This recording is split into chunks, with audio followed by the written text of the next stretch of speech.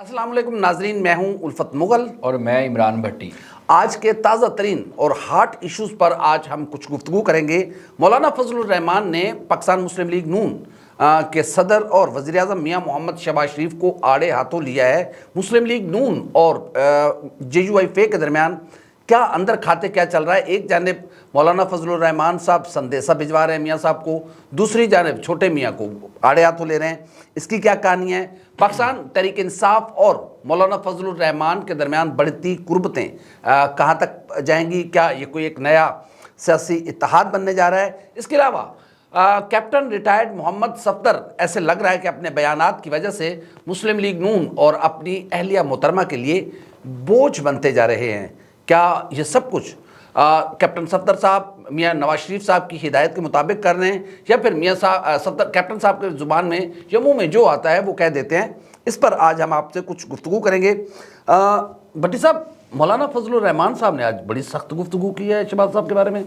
बिल्कुल उल्फत भाई, आज कौमी फ़लस्तीन कॉन्फ्रेंस थी ईवान इकबाल में, और मौलाना फजलुर रहमान वहाँ पे मेहमान खुसूसी थे, और खुसूसी तौर पर गुज़िश्ता शब वो लाहौर पहुँचे थे और आज उन्होंने फिर कराची रवाना होना था, वो हो चुके हैं। तो बात मैं आपको सारी सिचुएशन बताता हूँ कि कहाँ से शुरू हुई, मौलाना ने बात क्यों की शहबाज शरीफ के ऊपर।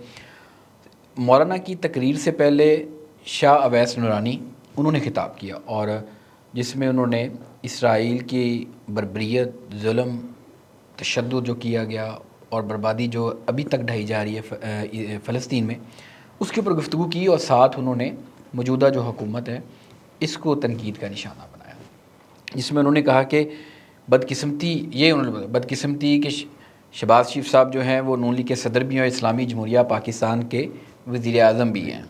यही बात अभी उन्होंने इतना जुमला बोला था कि जो हॉल था वो तालियों से गूंज उठा और शेम के नारे लगाए गए, यानी कि वज़ीर आज़म शहबाज शरीफ साहब के नाम। बिल्कुल। इस जुमले के बाद शाह अवैस नूरानी ने जब ये कहा कि इस्लामी जमहूरिया पाकिस्तान के वज़ीर आज़म है शहबाज शरीफ, और उन्होंने अभी तक एक बयान भी फ़लस्तीन पर नहीं दिया, तो फिर शेम के नारों पर कैप्टन सफदर के चेहरे के क्या असर? वो खुश हो रहे थे, वो देख रहे थे, बड़ा अफसरदगी के साथ उनके चेहरे की तरफ देख रहे थे। उनका भी जिक्र करते हैं कैप्टन सफदर का भी, क्योंकि वो बाद में आए थे ना। तो जब ये नारे लगे शेम के, तो शाह अवैस नूरानी ने कहा बिल्कुल ये शेम है, बल्कि शेम नहीं, ये बेहिसी है, ये शर्मिंदगी है। और साथ में उन्होंने ये लफ्ज़ भी कहा कि ये बेशर्म हो चुके हैं। ये उसी तसलसल के साथ जो उन्होंने अपनी बात की कि ये बेशर्म भी हो चुके हैं। शहबाज शरीफ साहब को, हुकूमत को उन्होंने तनकीद का निशाना बनाया, और उन्होंने साथ में ज़िक्र किया कि अगर जुल्फ़िकार अली भुट्टो OIC का इजलास बुला सकता है, इस्लामी ममालिक को इकट्ठा कर सकता है, तो शहबाज शरीफ ने क्यों नहीं किया? शहबाज शरीफ ने चारों सूबों में फ़लस्तीन के मामले पर मिलियन मार्च क्यों नहीं किया? क्यों इस्लामाबाद की सड़कों पर धरना नहीं दिया? क्यों अपना एहतजाज प्रोटेस्ट कैसे दे सकते हैं? अब हम अमेरिका से पैसे लें, IMF से पैसे लें, या वो आपकी बात ठीक है वो सारी, लेकिन ये बात थी जब फिर मौलाना साहब खिताब के लिए आए तो वो फ़लस्तीन के इशू पर बात कर रहे थे, तो फिर उन्होंने शाह अवैस नूरानी की बात को कोट करते हुए कहा कि नूरानी साहब, उन्होंने कहा कि बैठे थे, यहाँ वो चले गए थे उस वक्त ना, तो उन्होंने कहा कि नूरानी साहब इधर बैठे थे, वो खामखा शहबाज शरीफ पर तनकीद कर रहे थे, उनको डांट रहे थे। शहबाज शरीफ की हुकूमत कब है? तो किसकी है? ये मौलाना साहब ने कहा शहबाज शरीफ की हुकूमत कब है, ये बात की है। पूरा हाल जो था वो तालियों से गूंज उठा और लोगों ने मुस्कुराना शुरू करे, जिसके ऊपर जो ऊपर स्टेज पे लोग बैठे हुए थे, मुकर्ररीन थे, वो भी मुस्कुरा दिए। मौलाना साहब तो खिलखिला के फिर वो हंसे, तो उसके साथ फिर उन्होंने अपनी बात कंप्लीट की। मौलाना किसको सुनाना चाह रहे थे? किसकी हुकूमत है? शहबाज साहब की है ना यार, वज़ीर आज़म तो शहबाज शरीफ साहब है। मौलाना उनको सुनाना चाह रहे हैं जो ये समझते हैं कि शायद जो निज़ाम है वो हमारे हाथ में है और हम ही बनाने वाले हैं और हम ही चलाने वाले हैं। तो शायद मौलाना साहब का जो आज हदफ था वो लोग थे। तो उस पर फिर मौलाना साहब ने जुमला बोला कैप्टन सफदर के लिए भी, कि कैप्टन साहब भी यहाँ पे किसी को डांट रहे थे, हमें पता नहीं चला कि कैप्टन सफदर साहब जो हैं वो हमें डांट रहे हैं या अपने ससुराल वालों को डांट रहे हैं। ये मौलाना साहब ने, क्योंकि हुकूमत तो कैप्टन साहब के ससुराल की गुफ्तगू हुई। तो फिर उसके बाद मौलाना साहब ने कहा कि जिनकी हुकूमत है हम उन्हीं को ही सुनाएंगे اور انہی سے ہی بات کرنی پڑے گی اور ان کو ہی کہنا پڑے گا. یہ وہ آج کی صورتحال ساری تھی جو آج ایوان کے اندر ہوئی. لیکن اس سے قبل یہ شاہ اویس نورانی اور مولانا فضل الرحمان ان کے خطاب سے قبل جو خطاب کیا وہ کیپٹن صفدر کا تھا. اس پہ ہم آتے ہیں, اس پہ تھوڑی سی بات کرتے ہیں. مولانا فضل الرحمان صاحب کیا رہے ہیں؟ وہ صاف چھپتے بھی نہیں, سامنے آتے بھی نہیں کی کہانی ہے, یا پھر مولانا صاحب کشتیاں جلا چکے ہیں؟ آپ کیا سمجھ رہے ہیں؟ دیکھیں مجھے نہیں لگتا کہ کشتیاں جلا دی ہیں. مولانا صاحب کبھی کشتیاں جلا کے نہیں نکلتے. مولانا آپ کو شاید یاد ایک جلا بھی دیں تو پیچھے دو کھڑی ہوتی ہیں. آپ کو یاد ہوگا کہ جب مولانا پی ٹی آئی کے دور میں لانگ مارچ کے لیے نکلے تھے تو جب انہوں نے آغاز کیا تھا تو اس وقت بھی یہی کہہ رہے تھے کہ ہم نے کشتیاں جلا دی, ہم جا رہے ہیں اور حکومت گرا کے ہی آئیں گے. تو پھر وہاں پہ جب وہ گئے تو پھر پریز علی صاحب اتنا نرم مزاج دھرنا میں نے کبھی نہیں دیکھا ویسے. پریز علی صاحب متحرک ہوئے, ملاقاتیں کی اور کسی اور نے بھی ملاقات کی اور مولانا صاحب کو کہا کہ آپ یہاں سے اب جائیں تو ہم چیزوں کو دیکھ لیتے ہیں, کر لیتے ہیں. بڑی گارنٹیاں تھیں جس کا پریز علی نے بعد میں ذکر بھی کیا تھا کہ میں نہیں بولنا چاہتا کہ اس وقت کیا گفتگو ہوئی تھی مولانا کی اور کسی اور کی. تو مولانا صاحب کس وجہ سے اٹھے تھے اسلام آباد سے. تو شاید وہ بعد میں ہم نے دیکھا کہ جو 9 اپریل کو 2022 کو پھر کچھ ہوا, شاید یہ وہی وجوہات تھی جس کی وجہ سے مولانا صاحب اٹھائے تھے اور ان کو سمراٹ جو ہیں یہی وجہ ہے کہ علی امین خان گنڈا پور اکثر ان سے کہتے ہیں کہ قسم اٹھاؤ, تسی کی چاہتے ہو, کھل کے سامنے آؤ. یعنی کہ مولانا صاحب پہ اعتبار نہیں کر رہے ہیں یا کیا معاملہ ہے؟ صرف مولانا پہ اعتبار نہیں ہے, دونوں پارٹیوں میں عدم اعتماد ہے ایک دوسرے کے اوپر. اگر کیونکہ ماضی کو دیکھتے ہیں اور ماضی کو دیکھا جائے تو جس طرح کا بریچ آف ٹرسٹ ہے, جس طرح کا رویہ, جس طرح کے بیانات, جس طرح کی اسٹیٹمنٹ, جس طرح کا موقف ایک دوسرے کے خلاف رکھا گیا. پی ٹی آئی کی قیادت کی جانب سے عمران خان مولانا کے حوالے سے کیا اسٹیٹمنٹ دیتے تھے اور پھر مولانا نے کس طرح کی اسٹیٹمنٹ دی تھی کہ ان کے تلوے نرم تتلیوں کی طرح اور گرم ہو جائیں گے, کیسے کیسے الفاظ تھے. تو وہ ایک ماضی کو دیکھ کے چل رہے ہیں اور ماضی کی وجہ سے ہی, ماضی میں جو ایک دوسرے کے خلاف رویے تھے اسی وجہ سے اب جو نا تھوڑا سا عدم اعتماد ہے. ادروائز جو سٹانس مولانا لے کے بیٹھے ہوئے ہیں اور وہی سٹانس جو ہے وہ پی ٹی آئی کا ہے. اگر آپ ان کے لیڈران کے اور ان کے سربراہان خاص طور پہ عمران خان کا موقف دیکھیں, مولانا کا موقف دیکھیں, تو ان کا ایک ہی ہے کہ جن کا مینڈیٹ ہے ان کو واپس کیا جائے. کہیں ایسا تو نہیں لگ رہا کہ مولانا فضل الرحمان صاحب پاکستان تحریک انصاف کے کندھے پر پاؤں رکھ کر یا ہاتھ رکھ کر کوئی منزل پانا چاہتے ہیں؟ کیونکہ ایسا اکثر مولانا صاحب کی طبیعت میں نہیں ہے. دیکھیے آپ کو یاد ہوگا مولانا صاحب نے ایک دفعہ ریٹائرڈ جنرلوں کے بارے میں بڑی سخت گفتگو کی تھی, اور ظاہر ہے کوئی اور کرتا تو وہ پکڑا جاتا. مولانا صاحب کی خوش قسمتی یہ ہے کہ یہ پکڑے بھی نہیں جاتے, اور پھر ظاہر ہے نہ کوئی ان پہ ہاتھ ڈالتا ہے, وہ جس طرح کی مرضی ہے ان کی گفتگو چل جاتی ہے, جو بھی کر لیں. تو کیا آپ سمجھتے ہیں کہ پاکستان تحریک انصاف مولانا پر اعتماد کر لے گی یا کرنا چاہیے؟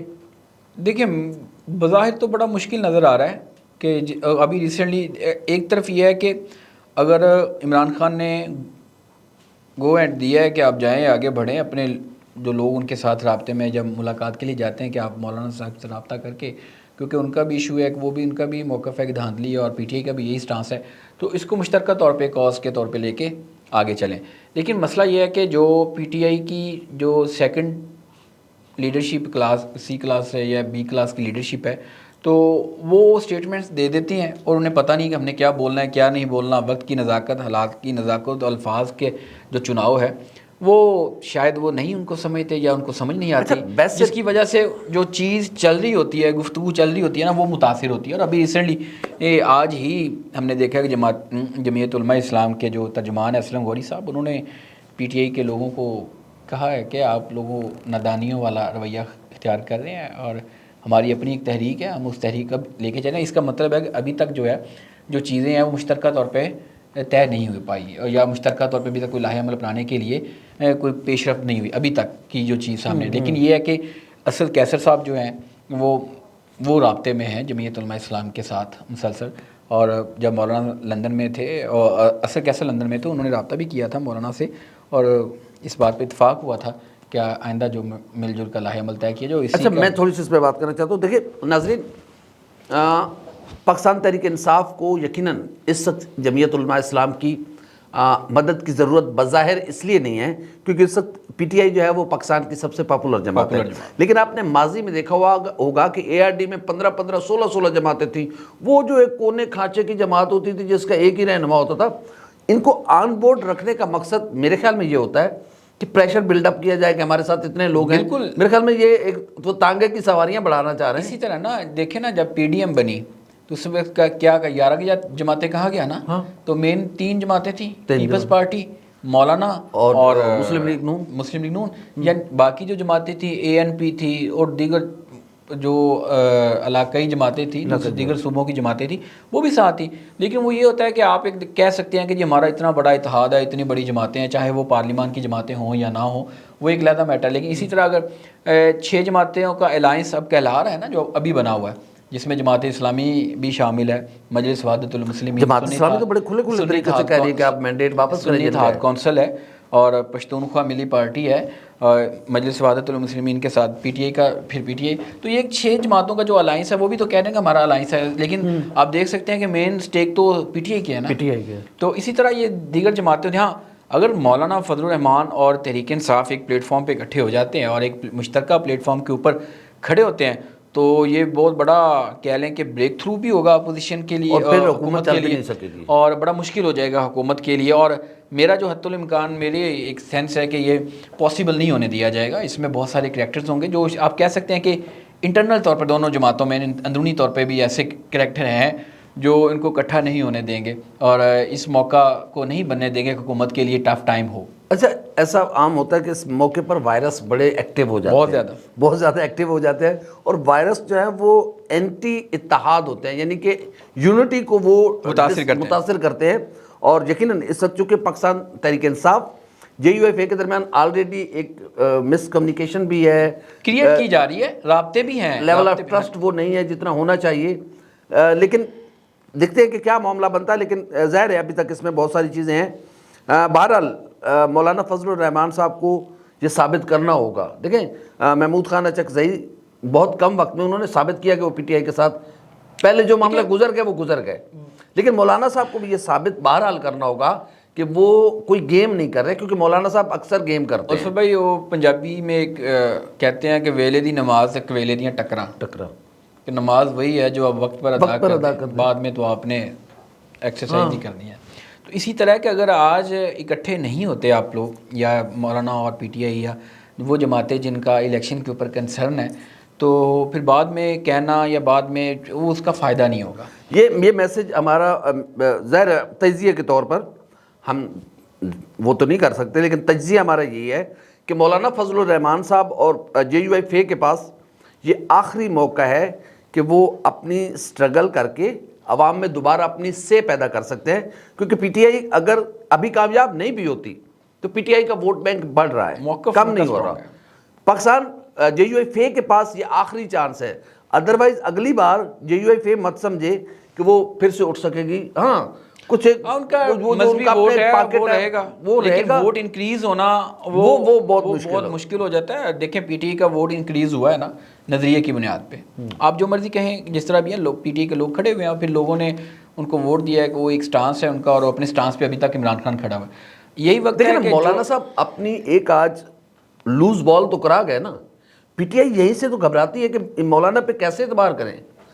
ایک طرف مولانا صاحب شہباز شریف کو آڑے ہاتھوں لے رہے ہیں, دوسری طرف ان کے سمدھی اور قریبی رشتہ دار گورنر کے پی حاجی غلام علی صاحب وہ میاں نواز شریف صاحب سے ملنے جا رہے ہیں, چیف منسٹر پنجاب سے ملاقاتیں کر رہے ہیں. یہی وہ فیکٹر ہیں جو ایک دوسرے کے اوپر عدم اعتماد کا ابھی تک باعث بنے ہوئے ہیں کہ آپ کھل کے یا تو سامنے آ جائیں.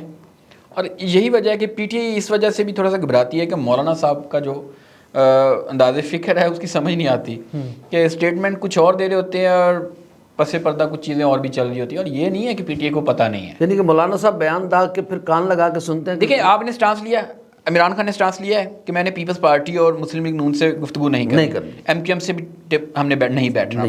اب وہ کھڑے ہیں, یہ لوگ تنقید کریں آپ ان کے اوپر, ان کے مخالفین کریں تنقید کہ عمران خان کسی سے بات نہیں کرتا, کسی سے جھکتا نہیں ہے یا کسی کے ساتھ بیٹھنا نہیں چاہتا.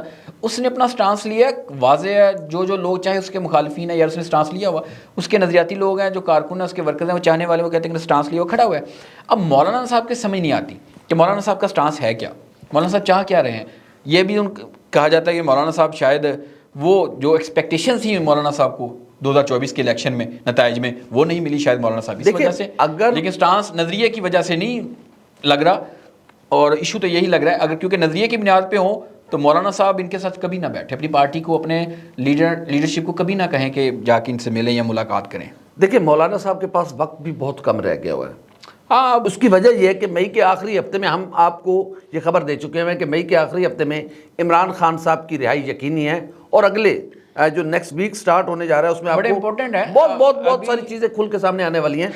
اگر تو عمران خان باہر آ گئے تو مولانا فضل الرحمان کے لیے پھر اور مشکلات ہو جائے گی، مولانا صاحب کی سیاست ختم ہو جائے گی، پھر مولانا صاحب کچھ کریں یا نہ کریں اس کا کوئی فائدہ نہیں ہوگا۔ آج پاکستان تحریک انصاف کو اس لیے مولانا کی ضرورت ہے کہ پاکستان تحریک انصاف چاہ رہی ہے کہ ہم مل کر کوئی ایک ایسی صورتحال پیدا کریں، مشترکہ لاہ عمل طے کر لیں۔ لیکن مولانا بھی تو ڈر ہے نا کہ عمران خان باہر آ گئے تو پھر ساڈا کی بڑھے گا کالیاں۔ اصل میں مسئلہ یہ ہے نا کہ مولانا ایک اور بات میں جو سوری میری بات کرنا چاہتے درمیان میں آ گئی تھی، اصل میں مولانا صاحب سیاست کر رہے ہیں 90s کی، اس وقت سیاست بہت فاسٹ ہو چکی، سیاست کے ڈائنامکس چینج ہو چکے ہیں۔ اب آپ یہ نہیں ہے کہ آپ دوہرے معیار کے ساتھ لوگوں سے اپنی بات چھپا کے چل سکتے ہیں۔ اچھا آپ کے منہ سے بات نکلتی ہے اور پوری دنیا میں وائرل ہو جاتی ہے، تو مولانا صاحب کو اب ایک سٹانس لینا پڑے گا کہ وہ آیا اسٹیبلشمنٹ کے ساتھ چل کے یا پہلے کی طرح اسٹیبلشمنٹ کے ساتھ معاملات طے کر کے پھر سے کوئی سپیس لینا چاہتے ہیں، وہ مسلم لیگ نون کے ساتھ بھی یاری لگانا چاہتے ہیں، وہ پاکستان تحریک انصاف کے ساتھ بھی رشتہ جوڑنا چاہتے ہیں، تو آپ کو ایک سٹانس لینا ہوگا۔ اگر آپ سمجھتے ہیں کہ نون لیگ نے اور اسٹیبلشمنٹ نے مل کے یا پیپلز پارٹی اور اسٹیبلشمنٹ نے مل کے آپ سے آپ کا مینڈیٹ چھینا ہے تو پھر آپ کو اپنے مینڈیٹ کے لیے آواز اٹھانی چاہیے۔ لیکن اگر آپ چاہیں گے کہ آپ نقاب لگا کر، یعنی کہ ایک نقاب کے ساتھ آپ بات کر رہے ہیں، اگلے لمحے آپ ایک نقاب پلٹ کے دوسرے نقاب کے ساتھ بات کریں گے تو لوگ آپ کو پہچان جائیں گے، اور یہی وجہ میرے خیال میں مولانا صاحب کے لیے مشکل پیش آ رہی ہے، اور مولانا صاحب ابھی مجھے کوئی فیصلہ کرتے ہوئے نظر نہیں آ رہے ہیں۔ نہیں ابھی تک فیصلہ نہیں ہوا۔ دوسری بات ہے کہ آپ نے جو کی نا کہ مولانا ابھی 90 کی سیاست کر رہے ہیں، بالکل یہ بات ٹھیک ہے، لیکن یہ ایک چیز ہے کہ 90 والا ووٹر نہیں ہے ابھی نا، وہ جو جنریشن گیپ آیا نا وہی میں کہہ رہا ہوں، اور مولانا صاحب کو دیگر سیاسی جماعتوں کو بھی سوچنا ہوگا اور انہیں آگے بڑھنا ہوگا کہ اگر اس وقت کا جو ووٹر ہے نا جو وہ صرف 90 کی سیاست کو یا 90 کے سیاست کے جو کردار ہیں ان کو نہیں دیکھ رہا۔ اس وقت یہ تھا کہ آپ جب 90 کی سیاست میرے اندازے میں جو ہے کہ اس وقت زیادہ فوکس ہوتا تھا انٹرنل پالیٹکس کیا اور یہ انٹرنل میٹرز کیا ہے ملک میں۔ آج کا نوجوان جو ہے نا وہ باہر فورن میں دیکھ رہا ہے کیا ہو رہا ہے، عالمی دنیا میں پاکستان کا کیا مقام ہے، عالمی دنیا میں اس کے ملک کا کیا مقام ہے، کیا رسپیکٹ ہے، گرین پاسپورٹ کی کیا رسپیکٹ ہے، یہ وہ سارے میٹرز ہیں وہ جس کو آج کا نوجوان دیکھتا ہے اور سمجھتا ہے۔ اس کی وجہ یہ ہے نا کہ آپ 90 کے ایرا کا لٹریسی ریٹ دیکھیں، اب کا لٹریسی ریٹ دیکھیں، اس وقت کی تعلیم، اس وقت کی ٹیکنالوجی دیکھیں، اب کی دیکھیں، کمپیریزن کریں نا، بہت کچھ بدل گیا، دنیا بدل گئی ہے۔ تو آج کا نوجوان چاہتا ہے کہ دنیا میں بھی میرا ملک ڈسکس ہو، میں پاکستان دنیا میں بھی ڈسکس ہو۔ جو کچھ پی ٹی آئی کے دور میں 2018 سے چاہے آپ جو مرضی کہیں ان کے اوپر، لیکن جو انٹرنیشنل پلیٹ فارم کے اوپر عمران خان نے آ کے پاکستان کی ایک پہچان بنی، پاکستان ڈسکشن میں آیا اور جو اس طرح انہوں نے اپنا سٹانس اپنایا جس بولتے تھے، تو لوگوں کو نوجوانوں کو پسند تھا کہ پاکستان کا کوئی تو لیڈر ہے جو عالمی سطح کے اوپر بولتا ہے، عالمی سطح میں جو لیڈرشپ ہے ان میں بیٹھتا ہے اور ان کے اپنے ایک پرسنالٹی ہے۔ تو یہ چیزیں وہ ساری ہیں کہ صرف نوجوان صرف انٹرنل پالیٹکس کو نہیں دیکھ رہا، جو انٹرنیشنل ہے نا اس کو بھی دیکھا جا رہا ہے کہ وہاں پہ لیڈرشپ کی وجہ سے کیا امپیکٹ پڑتا ہے۔ دیکھیے سب جو آج کی سیاست کر رہا ہے، نوجوان طبقے کی سیاست کر رہا ہے، چاہے وہ ہمارے جو پاکستانی بیٹھے ہوئے یا جو یہاں پہ بیٹھے ہوئے، مجھے بظاہر لگ رہا ہے کہ وہ عمران خان ہے۔ دیکھیں آپ کی بات بالکل ٹھیک، عمران خان آیا، گورنمنٹ آئی تو گورنمنٹ سے پہلے بھی انہوں نے اوورسیز کی بات کی، اوورسیز کی بات پہلے کوئی نہیں کرتا تھا، کبھی نہیں۔ یہاں تو صرف یہی ہوتا تھا کہ پیسے انتظار ہو رہے تھے، پیسے کر دیو، ریمیٹنسز آ جائیں، بس پیسے کر دیو، سانو تہاڈے پیسے چاہیے، تسی اوتھے مر جاؤ جیو اوتھے رہو، سن پیسے بھیج دو۔ عمران خان نے آگے کہا کہ اگر ان کے پیسے چاہیے نا تو ان کو آپ لوگ رسپیکٹ دیں، ان کو اختیار بھی دیں اس ملک میں، ان کو باور کرائیں کہ جتنا امپورٹنٹ یہاں کا شہری جو اس ملک میں رہ رہا ہے نا اتنی ہی اہمیت آپ کی بلکہ اس سے زیادہ ہے۔ اس کا انہوں نے اختیار دیا کہ آپ کو ووٹ کا اختیار دیتے ہیں، آپ کو ووٹ کا اختیار، لیکن یہ وہ چیز اوورسیز جو پاکستانی بیٹھے ان کو بہت زیادہ پسند آئی کہ کوئی تو ہے جس نے آ کے ہمیں ریکگنائز کیا۔ پھر انہوں نے جو ایشو بڑھا اس ملک میں لینڈ مافیا، پراپرٹیز کے اوپر قبضے، خاص طور پر وہ لوگ جو فورن میں ہیں ان کا زیادہ یہی ہوتا ہے کہ ریئل اسٹیٹ کوئی پلاٹ لے لیں اپنے، پلاٹ لے لیا اپنے یہاں پہ قبضہ ہو گیا. وہ بیچارے فائلوں کے پیسے بھرتے رہ گئے اور نہ ان کی کوئی سنوائی, نہ یہاں کا ایسا نظام ہے کہ ایک آپ اپلیکیشن دیں یا ایک کمپلینٹ رجسٹر کرائیں گے تو آپ کو فوری طور پر آپ کی کمپلینٹ کا ازالہ کیا جائے گا. ایسا سسٹم عمران خان نے آ کے اسپیشل سیل بنائے ان کے اوورسیز پاکستانیوں کے, ان کی کمپلینٹ رجسٹرڈ ہوتی تھی ود ان ڈیز وہ حل ہوتی. تو اوورسیز تو سارے دیکھتے ہیں عمران خان, اور آج بھی یہی وجہ ہے. جب عمران خان اقتدار سے نکلا تو سب سے بڑی کمپین اوورسیز نے چلائی تھی, اور آج پروٹیسٹ اوورسیز نے کیے تھے. جب یہاں پہ پاکستان میں عمران خان کا یا پی ٹی آئی کا نام لینا گناہ سمجھا جاتا تھا, ایک بہت بڑا جرم سمجھا جاتا تھا, تو اوورسیز پاکستانیوں نے عمران خان کے ساتھ وفا نبھائی اور اوورسیز پاکستانی ان کے ساتھ کھڑے ہوئے. اسی لیے اوورسیز پاکستانی عمران خان کے دل کے بہت زیادہ قریب ہیں. ہمارے دل کے اس لیے زیادہ قریب ہونے چاہیے کہ اوورسیز پاکستانی وہ دیار غیر میں مشکلات, تکالیف, سارا سب کچھ برداشت کر رہے ہیں, ہر چیز برداشت کر کے وہ پیسہ پاکستان بھیجتے ہیں, اور وہ بیچارے کڑتے ہیں کہ میرا اللہ میرے ملک کو بھی ایسا بنا دے جو یہ ملک ہے, جو یہ ملک یا میرے ملک میں بھی آئین اور قانون کی پاسداری ہو. سب سے بڑی بات تو یہ ہے کہ وہ ایک بندہ جو ادھر 12-14 گھنٹے محنت کر رہا ہے, کام کر رہا کر کے اپنے پیسے کماتا ہے اور یہاں پہ اپنے اس ملک کو میں بھیجتا ہے اور اپنے خاندانوں کو سپورٹ کرتا ہے, لیکن وہ پیسے جب یہاں پہ آ کے وہ فیملی جو ہیں جو وہ خود وہاں سے بیٹھ کے کوئی انویسٹمنٹ کرنا چاہتا ہے یا یہاں پہ سرمایہ کاری کرتا ہے تو وہ اس کو سارا وہ آگے سے مافیا سے پڑ جاتے ہیں. وہ اوورسیز ہم سب کے ہیرو ہیں جی. اگلے ٹاپک کی جانب آتے ہیں.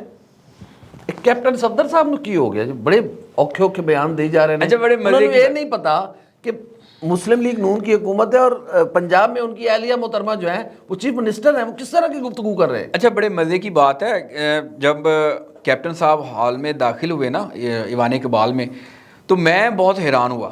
میں نے کہا کیپٹن صاحب کی انٹری, کیپٹن صاحب, تو میرے ذہن میں فوراً وہی خیال ہے کہ لگتا ہے کیپٹن صاحب پھر کوئی نہ کوئی دھماکہ کریں گے, اور ایسا ہی ہوا کہ کیپٹن صاحب نے دھماکے کیے جو آج ڈسکشن میں ہیں. سب لوگ اس کو ڈسکس کر رہے ہیں, سوشل میڈیا کی زینت بھی بنے ہوئے ہیں. دیکھیں, گفتگو کا آغاز بھی انہوں نے فلسطین سے کیا, لیکن یہ ایک چیز ہے, کیپٹن صفدر صاحب جو ہیں وہ ختم نبوت کے پہرے دار ہیں اور پکے سپاہی ہیں. وہ میں نے دیکھا کہ آج جب وہ گفتگو کر رہے تھے خاص طور پہ ختم نبوت کے حوالے سے, اور ان کی آنکھیں تھیں وہ نم ہو گئی تھیں کہ کس طرح کی ایکٹیویٹیز یا لابیز اس وقت متحرک ہیں. چلیں خیر, وہ تو میں بتاتا ہوں. جب انہوں نے بات کی اسرائیل کی, فلسطین کی میٹر کی, تو وہاں پہ انہوں نے پھر جوش خطابت میں یہ بولا جس کو سینسر کر دیا نا, کوئی بھی کسی ٹی وی چینل نے یہ چیزیں نہیں چلائی نا. وہ ہم بتاتے جہاں پہ میں آپ کو ہم نے ناظرین آپ سے کہا تھا کہ جو چیز پالیسیز کی نظر ہو جائیں گی, جو ہم آپ کو وہ دکھائیں گے اور وہ بتائیں گے. ہم وہ بتا رہے ہیں جو آج کسی ٹی وی چینل نے نہیں چلایا, جو کیپٹن صفدر نے خطاب کیا اور وہ سارا سینسرشپ کا شکار ہوا.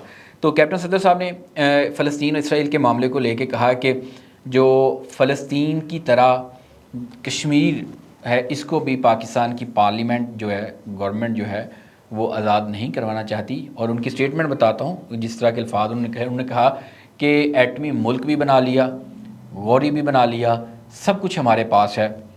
اس ملک کی پارلیمان, حکومت, قیادت اس وقت کی اور فوج, یہ کشمیر کو آزاد کروانے میں دلچسپی نہیں رکھتے.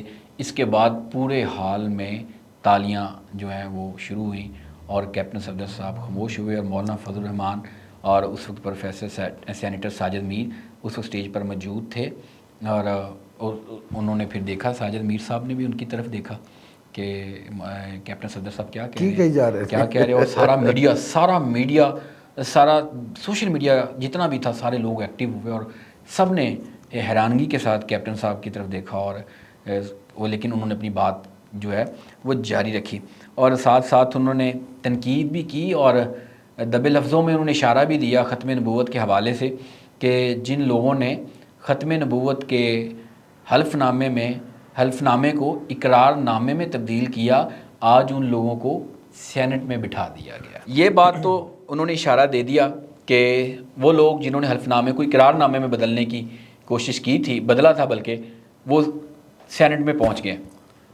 الفت صاحب, وہ کون لوگ, کن کی طرف اشارہ ہے, یہ آپ بتائیں مجھے, کیونکہ آپ مسلم نون کی جو بیٹ ہے وہ کرتے ہیں.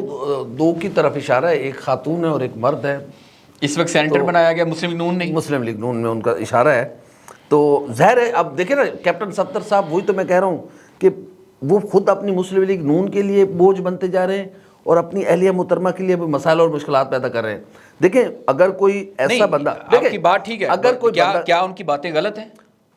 ٹھیک ہے, ان کی باتیں ٹھیک ہے, کیا وہ جو موقف اپنا رہے ہیں وہ غلط ہے؟ ٹھیک کہہ رہے ہیں. جو کیپٹن صفدر صاحب نے آج بات کی ہے, وہ کوسچن اٹھائیں اپنی پارٹی سے, وہ کوسچن اٹھائیں میاں محمد نواز شریف صاحب سے کہ آپ نے ایسے 2 بندوں کو کیوں سینٹ کا ممبر بنایا ہے جن کے بارے میں انہیں بہت زیادہ تحفظات ہیں. بات کرنا, تقریر کرنا آسان کام ہوتا ہے. آپ یہ بات کر رہے ہیں کہ آپ مدعے کے خلاف کیپٹن ریٹائرڈ صفدر صاحب جو ہے اسٹریٹ فارورڈ اپنی پارٹی سے پوچھیں. یہ بات انہوں نے کر دی ہے کہ سیاسی جماعتیں جو ہیں جب مخصوص نشستوں کے لیے ٹکٹس اناؤنسمنٹ کرتی ہیں, ٹکٹس دیتی ہیں, تو اس وقت جو ہے وہ اس بات کا امتحان لیں, ان مخصوص نشستوں والوں سے, ان سے پوچھیں, حلف لیں کہ ختم نبوت کے حوالے سے ان کا کیا موقف ہے. جو اس امتحان کو پاس کرے اسی کو ہی پارلیمان کا حصہ بنائے. لیکن اس میں مسئلہ یہ آ جاتا ہے نا عثمان صاحب, اگر وہ اسٹریٹ فارورڈ سیدھا ہی پوچھ لیتے اپنی پارٹی سے کہ آپ لوگوں نے کیا حلف نامہ لیا تھا, تو پھر آپ کو پتہ ہے کہ کیا یہاں پہ بھونچال آئے گا, کیا ان کے اوپر. نہیں دیکھیں, اگر اس طرح کی صورتحال ہے تو بھونچال آتا ہے تو آتا رہے.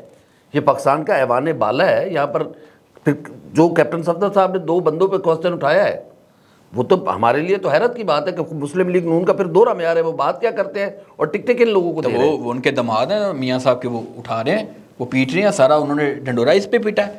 اس میں مسلم لیگ نون کو کلیریفیکیشن, نبوت کے اوپر مسلم لیگ نون کو کلیریفیکیشن دینی چاہیے. آپ کی بات معذرت قطع کلامی کے لیے ایک اور ایشو اٹھایا انہوں نے جس کی طرف کوئی توجہ نہیں دے رہا, شاید اس کو ڈسکشن میں لانا نہیں چاہتے یا ڈسکس نہیں کرنا چاہتے. انہوں نے بڑا انکشاف کیا. انہوں نے کہا کہ جس طرح فلسطین کی اسٹیٹ قائم کی گئی تھی نا, اور پتہ بعد میں چلا یہودیوں کو لا کے بٹھایا گیا ایک مقام کے اوپر, اور بعد میں پتہ چلا کہ وہ تو ایک اسٹیٹ ہے اور اسٹیٹ کا درجہ بھی دیا گیا. یہ آج انہوں نے بڑا انکشاف کیا کہ پاکستان میں بھی اسی طرح ہو رہا ہے کہ ربوہ میں قادیانی اسٹیٹ قائم کی جا رہی ہے اور اسرائیل اس کو مکمل سپورٹ کر رہا ہے. ساتھ مولانا اور جتنے بھی وہاں پہ علماء کرام بیٹھے ہوئے تھے ان کو انہوں نے تنبیہ کی کہ اس کے اوپر آپ لوگ ایکشن لیں, پارلیمان میں, سینٹ میں بات کریں. اور انہوں نے کہا کہ 30 سے 40 سال بعد آپ کو پتہ چلے گا کہ پاکستان میں جو ہے وہ ایک قادیانی اسٹیٹ جو ہے وہ قائم کر دی گئی ہے. تو کافی کنسرن اس میں انہوں نے اپنا شو کیا. لیکن ایک اور بات تھی, دیکھیں میں یہاں پہ تھوڑا سا کہوں گا, اگر کیپٹن صفدر صاحب تقریر کرنے کے بجائے ان کے گھر کا معاملہ ہے اپنی اہلیہ محترمہ سے کہتے کہ یہ کیا معاملہ ہے, آپ چیف منسٹر پنجاب ہیں, 18ویں ترمیم کے بعد صوبوں کو اختیار حاصل ہے. اگر ایسا ہو رہا ہے, اگر ایسا ہو رہا ہے تو بہت خطرناک سائن ہے. اور میری اطلاعات کے مطابق جو لیز تھی وہ ختم ہو رہی ہے ان کی, اور انہوں نے سرگودا تک, چنیوٹ سے, ربوہ چنیوٹ سے لے کے سرگودا تک انہوں نے کافی ساری لینڈ پرچیز کر لی ہوئی ہے. اب وہ جس انداز میں بھی انہوں نے کی ہے وہ سارا ہو چکا ہے. تو اس پہ انہوں نے یہ بڑا خطرناک انہوں نے بیان دیا کہ اسرائیل کی طرز پر قادیانیت کی ایک سٹیٹ, خدا نہ کرے یہ ایسا ہو کہ یہاں پر بنائی جا رہی ہے. کہ جس طرح یہودیوں کو بات کیا گیا, بعد میں اسرائیل کو ایک سٹیٹ ڈکلیئر کیا گیا, اسی طرح کی جو لابیز ہیں, اسی طرح کا جو ورک ہے وہ کیا جا رہا ہے یہاں پہ پاکستان میں, ربوہ میں بھی. اور آپ کو دیکھیں کہ انہوں نے کہا 30 سے 40 سال ہے, اگر آپ لوگوں نے کوئی اقدام نہ اٹھایا اور آپ لوگوں نے اس کے اوپر کوئی پالیسی یا اسٹیٹ نے اپنا کوئی سٹانس نہ لیا, تو آپ دیکھیں. اچھا اس میں ایک اور بات, میں یہاں پہ تھوڑا سا بات کرنا چاہوں گا. ہمارے ایک دوست ہیں, وہ کمشنر لاہور رہ چکے ہوئے ہیں, ریٹائرڈ بیوروکریٹ ہیں, اور ان کے مطابق کہ یہاں پر قادیانیت پر اتنا تیزی سے ورک ہو رہا ہے کہ ہم نیند غفلت میں ہیں, کہ ہمیں جاگنا چاہیے اور ہمیں ختم نبوت صلی اللہ علیہ وسلم کا سپاہی بن کر ان لوگوں کو, دیکھیں اگر وہ مانے کہ ہم غیر مسلم ہیں, اقلیت ہیں, بسم اللہ, ہم ان کی بحیثیت مسلمان ہماری ذمہ داری ہے, لیکن جس طریقے سے وہ کام کر رہے, بقول ان صاحب کے, میں ان کا نام نہیں کوٹ کرنا چاہتا, میں ان سے ملاقات کر کے نام کوٹ کروں گا, تو ان کے مطابق کہ اتنے خطرناک انداز میں وہ کام کر رہے ہیں کہ ہماری سوچ نہیں اور ہم خواب غفلت میں ہیں. تو آج کیپٹن صاحب نے یہ جو بات کی ہے نا قادیانیت سٹیٹ والی, وہ میرے کانوں پہ وہ لگی ہے. وہ بات ہوش ربا, ہم لوگ تو خود چونکے ہیں اس کو کہ یہ بات کیا کر رہے ہیں. اچھا 2 چیزیں ہیں, کیپٹن صاحب نے جب پہلی بات کی کہ نا فلسطین اور کشمیر کے معاملے پہ, تو ساتھ میں انہوں نے مولانا صاحب کو یہ بھی کہا کہ مولانا صاحب میری اس بات کے بعد اگر مجھے ڈی آئی خان میں جیل میں رکھا جائے گا تو آپ میرے لیے جو ہے نا کھانا گھر کا بھیج دیا کریں گے وہاں پہ. میرے خیال میں اس کا پورا جملہ یہ تھا کہ میں اگر کوٹ لکھپت میں ہوا نہیں, وہ میں آپ کو بتاتا ہوں, میں اس میں آپ کو تھوڑا سا بتا دیتا ہوں. اور ساتھ میں پھر انہوں نے یہ بات ایک واضح کی, یہ بھی انکشاف کیا کہ جب میں نے ایک سوال اٹھایا کہ سابق آرمی چیف جو تھے وہ بتائیں کہ ان کی بیوی اور جو سسر ہیں کیا وہ قادیانی ہیں, تو انہوں نے کہا کہ پھر اس کے بعد مجھے جو ہے وہ 10 سال کے لیے نااہل کر دیا گیا, 2 سال مجھے قید بھی جو ہے وہ کاٹنی پڑی, اور 12 مقدمات دہشت گردی کے, 4 مقدمات بغاوت کے میرے اوپر کر دیے گئے. تو لیکن مجھے سینیٹر ساجد میر صاحب نے کہا کہ نہیں آپ بالکل ٹھیک ہے آپ کا سٹانس, اور ان کو جواب دینا پڑے گا. یہ باتیں انہوں نے آج بتائیں, انکشاف کیا. تو دوسری بات یہ آپ نے جو کر رہے تھے نا گھر کے کھانے والی, یہ سوال میں نے ان سے کیا, میں نے پکڑ لیا انہیں, میں نے انہیں پکڑ لیا. نہیں مجھے لگتا ہے کوٹ لکھپت میں ہوئے تو گھر سے کھانا آئے گا. میں نے پکڑ لیا انہیں, کیپٹن صفدر صاحب کو پکڑ لیا میں نے کہا کیپٹن صاحب آپ نے بات کی کہ مجھے گرفتار کر, میں کہ کیونکہ ایسا پاسبل ہے کہ کیپٹن صفدر کو گرفتار کر لیا جائے. اہلیہ چیف منسٹر, تو وہ مجھے کہنے لگے کہ حق کے راستے پہ چل رہا ہوں تو کچھ بھی ہو سکتا ہے یہاں پہ, یہ کیپٹن صفدر صاحب نے کہا. یہ میں نے ان سے بات کی, گفتگو کی, تو ساتھ میں نے کہا کہ وہ کھانے والا, تو انہوں نے کہا اگر لاہور میں ہوا تو شاید میرے گھر سے کھانا آ جائے, اس لیے میں نے مولانا صاحب کو کہا کہ ڈی آئی میں ہوا تو گھر دور ہوگا تو آپ مجھے کھانا دے دیجیے گا. ان کو پتا ہے کہ لاہور میں ہوا تو گھر سے نہیں آتا, اسی لیے انہوں نے شاید کہا. اچھا کیا آپ سمجھتے ہیں کہ مریم نواز کی حکومت میں ان کو گرفتار کیا جا سکتا ہے؟ یہی سوال میں نے انہیں کیا. ایسا پاسبل نہیں ہے, میاں نواز شریف کے دماد ہیں وہ, مریم نواز کے ہسبینڈ میاں نواز شریف کے دماد. لیکن وہ کہہ رہے ہیں کہ مجھے گرفتار کیا جا سکتا ہے. وہ انہوں نے خدشات کا اظہار کیا کہ مجھے گرفتار کیا جا سکتا ہے, لیکن وہ ساتھ میں انہوں نے کہا کہ لاہور میں بھی اگر ہوا تو چلو گھر سے کھانا آ جائے گا. اچھا ایک اور بات, ایک اور سوال کیا میں نے ان سے, آپ نے آج ان کو بڑا میں نے پکڑا, کیپٹن صاحب, میں نے کہا کیپٹن صاحب آپ کی اہلیہ کے اوپر بہت تنقید کی جاتی ہے کہ وہ ٹک ٹاکر ہیں اور وہ ان کے اوپر کافی تنقید ہے. تو کیپٹن صاحب کو یہ بات بڑی ناگوار گزری. خیر انہوں نے بڑا دلچسپ, انہوں نے کہا جی لوگ میری وائف سے یعنی کہ مریم نواز وزیر اعلیٰ سے بغض رکھتے ہیں, ٹھیک ہے, اور ان پہ تنقید جو کرتے ہیں انہوں نے کہا جلتے ہیں, ساتھ انہوں نے کہا جلنے والے کا منہ کالا, ٹھیک ہے. وہ بڑا انہوں نے اچھا طنزیہ جملہ انہوں نے ناقدین کو بولا ہے. تو یہ آج کی ساری صورتحال تھی, آج کا میلہ جو ہے یہ تو ایک اچھا سائن ہے نا. دیکھیں ایک مشرقی مرد ہونے کے ناطے وہ اپنی اہلیہ محترمہ کا اتنا خیال تو رکھتے ہیں, جو ان سے بغض رکھتے ہیں, بالکل انہوں نے کہا جلنے والے کا منہ کالا. تو بہرحال آج کی یہی ساری سچویشن اور احوال تھا جو ہم نے آپ کے سامنے رکھا ہے. کیپٹن صفدر صاحب نے اس خدشے کا اظہار کیا ہے کہ انہیں گرفتار کیا جا سکتا ہے. اس کے علاوہ مولانا فضل الرحمان صاحب کو اپنی سیاست کھلے انداز میں کرنی ہوگی. 90s کی سیاست نہیں, 2024 کی سیاست. اگر وہ عمران خان کے ساتھ مل کر چلنا چاہتے ہیں تو پھر اپنا انداز سیاست تبدیل کرنا ہوگا. کیپٹن صفدر صاحب یقیناً مسلم لیگ نون اور اپنی اہلیہ محترمہ کی حکومت کے لیے مشکلات پیدا کر سکتے ہیں, اور ایک لمبے عرصے کے بعد وہ منظر عام پر آئے تھے. اب میرا خیال ہے دوبارہ پھر کبھی ایک لمبے عرصے کے بعد ہی منظر عام پر آئے. تو کیا مطلب ہے وہ اجازت لے کے بولتے ہیں اب دوبارہ جلدی منظر عام پر نہیں آتے, جس طرح کے آ کے آج انہوں نے وہ پنجابی کہتے ہیں کھڑا کیتے نے نا, ٹھیک ہے, پھر پابندی لگ جائے گا, جلدی نہیں آتے. کون لگاتا ہے پابندی؟ بس وہی جن کو نقصان ہوتا ہے ان کے بیانات سے, ان کی سٹیٹمنٹ سے. ویسے گھر داماد ہونا بھی ایک بہت بڑا مسئلہ ہے. گھر کا بیدی لنکا ڈھائے, یہ وہ بات ہے. گھر کا بیدی لنکا ڈھائے. ہماری ویڈیو آپ کو کیسی لگی لائک کریں, کامنٹ کریں, سبسکرائب کریں, بیل آئیکن کے بٹن کو دبائیں تاکہ جو ہماری ویڈیو ہے وہ سب سے پہلے آپ تک پہنچے. ویڈیو شیئر کرنا لازمی بھولیے گا. اللہ حافظ. اللہ حافظ.